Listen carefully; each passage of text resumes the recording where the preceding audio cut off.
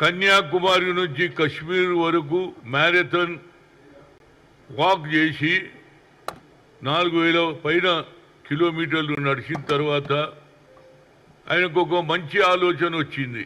ఆ ఆలోచన ఏమిటంటే స్వాతంత్రం వచ్చి 70 ఏళ్ళు దాటినా బడుగు బలహీన వర్గాల భవిష్యత్తు బాగలేదు, ఓట్లేసే ఎక్కువ సంఖ్యలో ఉన్నటువంటి వారికి సరి అయిన న్యాయం జరుగుతుంది, బీసీ కావచ్చు, ఎస్సీ కావచ్చు, మైనార్టీ కావచ్చు. అందుగురించి ఆయన ఏమన్నాడు, we'll come to the power, we'll conduct caste wise censuses, it is X-ray అన్నాడు. కింది స్థాయిలో వాళ్ళ స్థితిగతులు ఏ విధంగా ఉంటాయని తెలుసుకోవడానికి ఎక్స్రే కూడా అన్నాడు. అలాంటి సమయంలో ఇవాళ ఇండియా కూటమి అతి దగ్గరలో వచ్చి కొన్ని ఓట్ల వల్లనే ఇవాళ ప్రధానమంత్రి కాలేకపోయినా ఆయనకు నేను ఒక లెటర్ రాశా. రాహుల్ గాంధీ గారు, మీరు గతంలో యూపీఏ ప్రభుత్వం ఉన్నప్పుడు సుప్రీంకోర్టు కొట్టేసింది, ఐఐటి ఐఐఎంలో రిజర్వేషన్ లేదని కొట్టేస్తే అప్పుడు ఉన్నటువంటి యూపీఏ చైర్పర్సన్ సోనియా గాంధీ గారు పోయి, అమ్మ talent is not anybody's property, talent has given to everybody, we should give the opportunity అంటే మరి ఏం చేయాలన్నది. ఏం లేదమ్మా, సుప్రీంకోర్టు కొట్టేసిన there is no alternate, only పార్లమెంట్లో బిల్లు పెట్టియండి.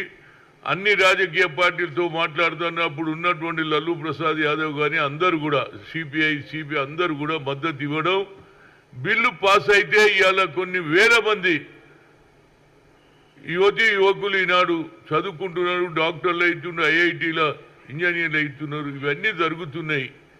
అదేవిధంగా రాహుల్ గాంధీ గారు ఆ రోజులలో 1993లో మండల్ కమిషన్ పాస్ అయితే ఇప్పటి వరకు మేము డబుల్ డిజిట్ దాటలేము. ఎందుకంటే సోషల్ జస్టిస్ మినిస్ట్రీలో 3 ఎస్సీ ఎస్టీ ఓబీసీ, కానీ ఎస్సీలకు ఒక ఏది ఆనాడు అంబేద్కర్ రాసిన అడ్డరానితనం మీద వాళ్ళ రిజర్వేషన్ అట్లనే ఉంటుంది, కొత్తవాడు వచ్చే వరకు అదే పోస్టు ఖాళీ ఉంటుంది.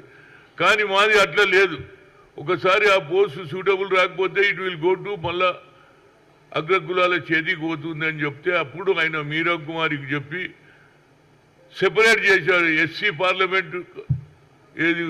పార్లమెంటు ఓబీసీ పార్లమెంటు కమిటీ చేసి అప్పుడు మాకు తెలిసింది లెక్కలు ఎంత ఉన్నాయంటే మేము 9% అంటే డబుల్ డిజిట్ కూడా 1990 ఆల్రెడీ 27-28 ఏళ్లలో కూడా మేము డబుల్ డిజిట్కు దాటలేము, మాకు న్యాయం కావాలని కోరితే అప్పుడు రాహుల్ గాంధీ గారు మీరా కుమారికి చెప్పి సెపరేట్ చేయడం వల్ల ఇలా మాకు లెక్క తెలిసింది. అదే ఆలోచనతో మొన్న ఆయన జన్మదినంలో పోయినప్పుడు చెప్పాను, సార్ మీరు ఇంత నెక్కు వచ్చిపోయారు, దానికి కారణం ఏంటంటే ఎస్సీ ఎస్టీ ఓబీసీలకు ఓట్ బ్యాంకు, మీరు క్యాస్ట్ వైజ్ సెన్సస్ అనేదే బాగా జనంలో పోయింది, మా స్థితిగతులు మారుతాయని జనం ఎక్కువ సంఖ్యలో కాంగ్రెస్కు ఇండియా కూటమికి అవకాశం ఇచ్చారు, కానీ కొద్దిలో తప్పారు. కానీ ఈ ఇష్యూను మాత్రం తప్పనిసరిగా టేకప్ చేయాలంటే అదేవిధంగా ఆయనకు లెటర్ కూడా రాస్తే రాహుల్ గాంధీ గారు ఒక మంచి లెటర్ రాశారు, చదివి వినిపిస్తాను. శ్రీ వి Hanumantharao, ex-member of parliament. Dear Sri V. Hanumantrao, I hope this letter finds you well. Thank you for your letter. I have taken note of your valuable suggestions. The Congress party is committed to conducting the caste-wise census, and it will continue to take forward the work done by UPA government to upliftment of the OBCs and రాశారు. ఇంత చక్కటి letter ఆయన రాసిందంటే this is a commitment of Indira Gandhi కుటుంబంలో ఒక మాట ఇస్తే ఆ మాట మీద ఉంటారు. అదే నరేంద్ర మోడీ 10 ఏళ్ళున్నా 3 సార్లు కలిసిన ఎంపీలం అందరం కలిసిన 80 మంది దానిక కలిసినా ఆయన క్యాస్ట్ వైజ్ సెన్సర్ చేయలే, ఒక సెపరేట్ మినిస్ట్రీ కూడా చేయలేదు. మా జనాభా ప్రాతిపదికంగా మేము ఒక సెపరేట్ మినిస్ట్రీ చేయాలంటే కూడా అది కూడా చేయలేదు.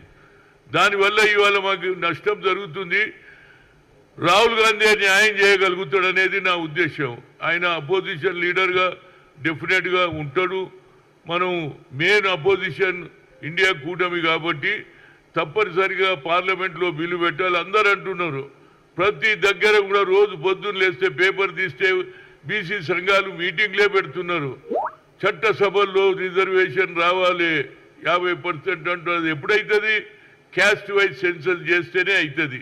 దానికి ఆయన కట్టుబడి ఉన్నాడు. దీని గురించి నేను ఓబీసీ ఎంపీస్ కన్వీనర్గా యావత్ భారతదేశంలో అన్ని దగ్గర కూడా తిరుగుతా. పార్లమెంట్ సమావేశంలో ప్రతి ఎంపీ దగ్గర పోతాం. న్యాయం చేయండిరా బాబు. ఎవరండి? మా జనాభా ఎక్కువ సంఖ్యలో ఉన్నది కాబట్టి ఈ బిల్లు పెడితే ఎవరు కూడా వ్యతిరేకం చేయరనేది నా ఉద్దేశం. ఇర్రెస్పెక్టివ్ ఆఫ్ పొలిటికల్ అఫిలియేషన్ అయినా బీసీల సమస్య, ఎస్సీల సమస్య వస్తే అందరూ వెనుకకు పోతారు. అరే ఇది న్యాయమైన కోరిక అని గతంలో కూడా నేను ఐఐటి ఐఐఎంలో పెట్టినప్పుడు అందరూ భయపడ్డారు. కానీ బీసీల సంఖ్య న్యాయమైన ఇష్యూ అని అందరూ మద్దతు ఇచ్చారు. అదేవిధంగా దీనికి కూడా చేయాలని నేను కోరుతున్నా. తప్పనిసరిగా ఓబీసీ ఎంపీస్ కన్వీనర్గా రాష్ట్ర మొత్తంలో అన్ని ఇక్కడనే కాదు, నేను మొన్న జరిగినటువంటి ఎన్నికల్లో కూడా ఇది బీసీ సమావేశాలు పెట్టాం. అదేవిధంగా గతంలో ఏ విధంగానైతే ఓబీసీ ఎంపీల కన్వీనర్గా తిరిగాను అదేవిధంగా యావత్ భారతదేశంలో తిరుగుతాను. ఆయనకి లెటర్ కూడా రాశాను. దీని ద్వారా మాకు న్యాయం జరుగుతుంది అనేది నా ఉద్దేశం. ఎందుకంటే ఎప్పటి వరకు అయితే క్యాస్ట్ వైజ్ సెన్సస్ చేయరో మా సంఖ్య తెలియదు. ఎక్కడ పోయిన సంఖ్య ఎంత ఉండదు అంటున్నారు. అదే నరేంద్ర మోడీ ఉన్న క్యాబినెట్లో ఆనాడు ఉన్నటువంటి రాజ్నాథ్ సింగ్ హోమ్ మినిస్టర్ కూడా అన్నాడు, మేము క్యాస్ట్ వైజ్ సెన్సర్ 2008లో అన్నాడు. ఇప్పటి వరకు చేయలే. నరేంద్ర మోడీ తనకు తాను ఓబీసీ అంటాడు కానీ ఒక్క ఓబీసీకి న్యాయం చేయలేడు. కాబట్టి అది కేవలం రాహుల్ గాంధీ తోటే సాధ్యమవుతుంది.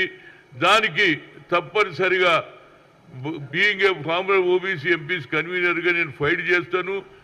ఢిల్లీలోనే కాకుండా ఇతర రాష్ట్రాలలో తిరిగి రాహుల్ గాంధీ సందేశం ప్రతి దగ్గర కూడా పంపిస్తానేది నా ఉద్దేశం. దీని మీద తప్పనిసరిగా న్యాయం జరగాలంటే అది ఇండియా కూటమితో అవుతుంది. అన్ని రాజకీయ పార్టీలను కూడా కలుస్తాను. పొలిటికల్ అఫిలియేషన్ ఏమని ఉండని మాకు అన్యాయం జరుగుతుంది, మాకు మద్దతు ఇస్తారా లేదా అని అందరినీ జమ చేసి పార్లమెంట్లో బిల్లు పెట్టితే తప్పనిసరిగా పాస్ చేయడానికి అందరూ కూడా ముందుకు వస్తారనేది నాకు గట్టి నమ్ముకున్నది. దీన్ని తెలంగాణలో ఆంధ్రలో అన్ని దగ్గర కూడా తిరుగుతా. వాళ్ళకు కూడా అన్ని సమావేశాలు పెట్టి రాహుల్ గాంధీ ఒక్కడే బడుగు బలైన వర్గాల గురించి ఆలోచన చేసే ఏకైక వ్యక్తి అంటే అది రాహుల్ గాంధీ. ఎంత కమిట్మెంట్తో లెటర్ రాశాడు చూడండి. అంటే ఆయనకు లోపల ఒక తపన ఉన్నది. ఈ పేదవాళ్లకు న్యాయం చేయాలి. ఏ విధంగానైతే ఇందిరాగాంధీ భూ సంస్కరణ అమలు చేసి దున్నేవాడికే భూమి అని, అదేవిధంగా 20 అంశాల కార్యక్రమం అదే జెనెటిక్స్ ఉన్నది కనుక, అదే రక్తం ఉన్నది కనుక ఆయన కూడా న్యాయం చేస్తాడు. ఫ్యూచర్లో తప్పనిసరిగా బడుగు బలైన వర్గాలకు న్యాయం జరగాలంటే రాహుల్ గాంధీ ప్రధానమంత్రి అయిన రోజే నిజమైన న్యాయం జరుగుతుంది, నిజమైన వారికి న్యాయం జరుగుతుంది. దాని గురించి నా తీవ్ర ప్రయత్నం చేస్తా. ఊరూరు తిరుగుతా.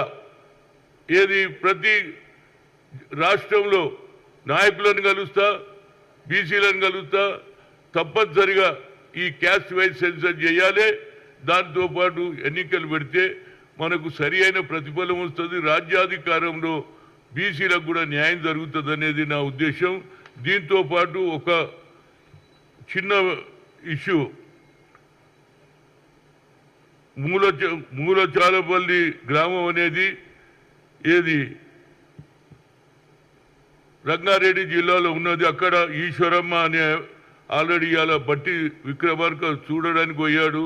అదేవిధంగా నాగన్న అనే మనిషిని చెంచు వాళ్ళను చంపేసి అక్కడ 1998లో ఐటీడీఏ ఇచ్చిన 1 ఎకరం భూమి కూడా ల్యాండ్ వాల్యూ పెరిగింది కాబట్టి వాళ్ళని బెదిరిస్తున్నారు. భూములు చేయకపోతే ఆఖరికి చంపేసి యాక్సిడెంట్ కేసు కూడా పెడుతున్నారు. రేపు నేను తప్పనిసరిగా ఆ ప్రాంతానికి పోతా. ఎక్కడ అన్యాయం జరిగినా, గతంలో హాజీపూర్లో అన్యాయం జరిగినా, సిరిసిల్లలో ఎస్సీల మీద అట్రాసిటీ జరిగిన, అదేవిధంగా ఖమ్మంలో రైతులకు సంఖ్యలు వేసిన, ఏది మిర్చి రైతులకు ఎక్కడ అన్యాయం జరిగితే అక్కడ పోతా. ప్రభుత్వ దృష్టికి తెచ్చి చెంచులకు తప్పనిసరిగా రేవంత్ రెడ్డి వారికి జరిగిన అన్యాయం మీద న్యాయం చేయాలని కోరుతా. ఇప్పటివరకైతే మనం స్పాట్ మీద పోమో వాస్తవాలు తెలియదు. ఇవాళ పేపర్లో వచ్చింది, అతడు 10-20 రోజుల కింద చంపేసి యాక్సిడెంట్ కేసుగా గుర్తించి